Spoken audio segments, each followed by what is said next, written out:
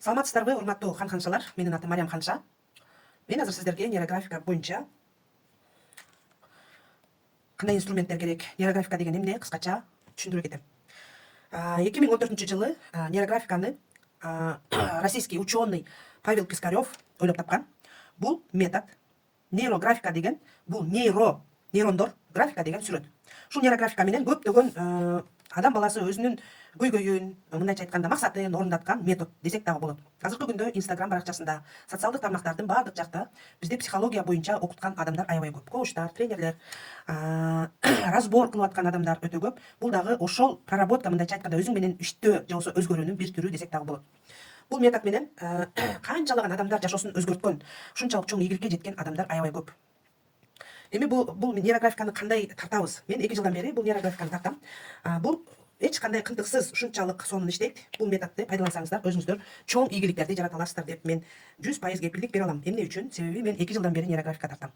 Азыр ушул нейрографика жөнүндө кандай тартыш керек, эмнелерди колдонобуз, кайсы инструменттерди колдонобуз, ошол жөнүндө айтып кетем. Бул нейрографика тартуучу фломастер же болбосо маркер десек болот. Бул ичке. Ал эми бул жагы андан дагы ичке.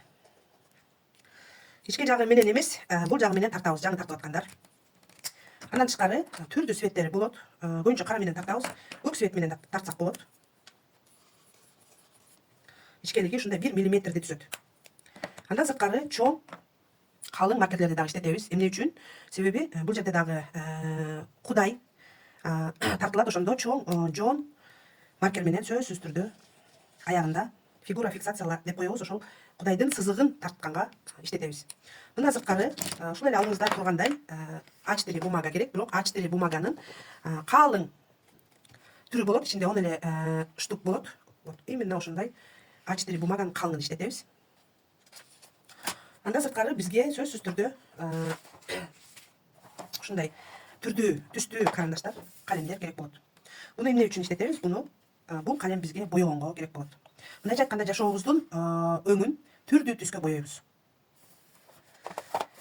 Эми кандай кылып иштейбиз? Бул нейрографикада эмнелер иштейт? Нейрографикада нейролиниялар жана 3 фигура иштейт.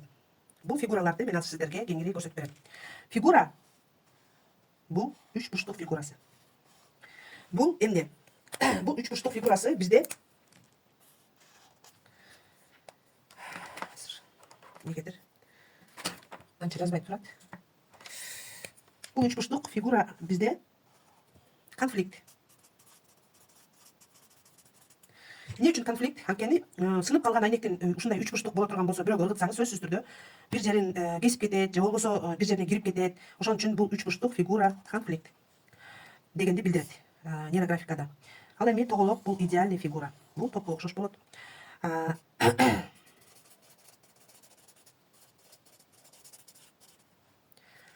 Дагы 4-чү бул 4 бурчтук, бул стабильность. Бул 4 бурчтукту тигил жака ыргытсаң дагы, бул жака ыргытсаң дагы стабильно турат да. Ошон үчүн стабильность деп коебуз. Эми булар кандай иштейт? Бул нерсени мен сиздерге айта кетсем, бул фигураларды колдонобуз. Андан сырткары нейролиния иштейт. Нейролиния бул баш мээ. Мээ ушундай түзүлгөн. Ал эми нейрографикада ушул нейрондор, мындайча айтканда, линиялар иштейт. Мисалы үчүн, биз ушундай линияларды сыздык дейлик, мына баш мээге окшош, бирок ортодо ушундай острый угол деп коебуз.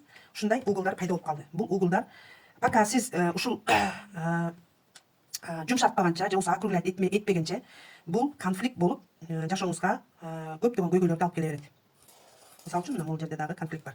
Эми караңыздар, нейрографикада бул конфликттерди жумшартабыз. Кантип? Мисалы үчүн, мына ушундай жумшартабыз. Биз ушул конфликттерди, мындайча айтканда, бурчтарды жумшарткан кезде эч кандай ортолорунда уголдар калбай калды. Биз бул көйгөйдү чечтик деп эсептесеңиздер болот.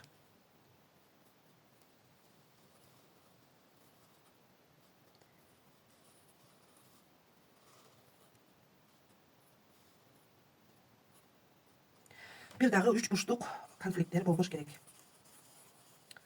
нейролиниялар бир кеткен жакка экинчи кайталанбайт. Мисал үчүн мындай кылсаңыздар, бул нейрографика эмес.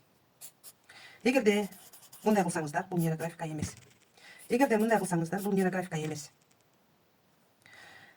Эгерде мындай кылсаңыздар, бул дагы нейрографика эмес.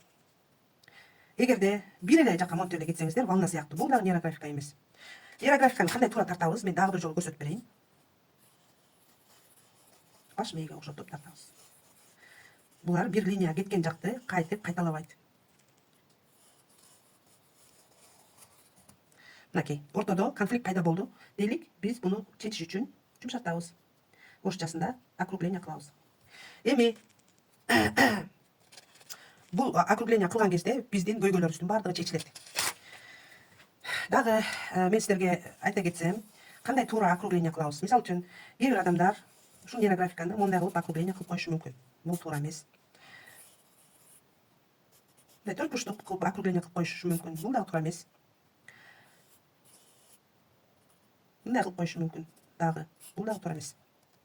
Туура округление кылышты мен силерге дагы бир жолу көрсөтүп берем. Мисал үчүн, бул жерде острый угол пайда болду. Биз акырын жумшартабыз.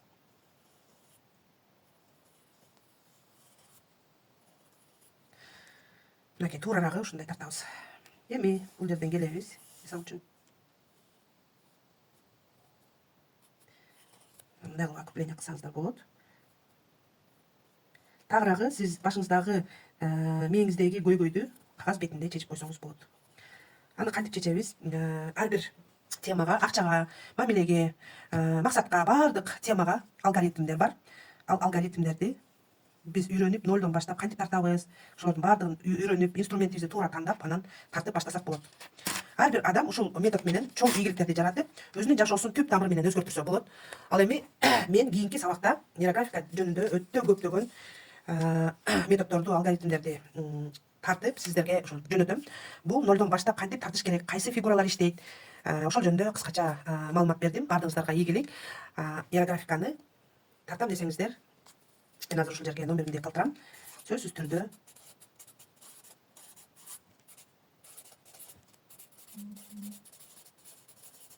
кайрылсаңыздар болот. Баардыгыңыздарга ийгилик каалайм. Кийинки видеого чейин саламатта калыңыздар.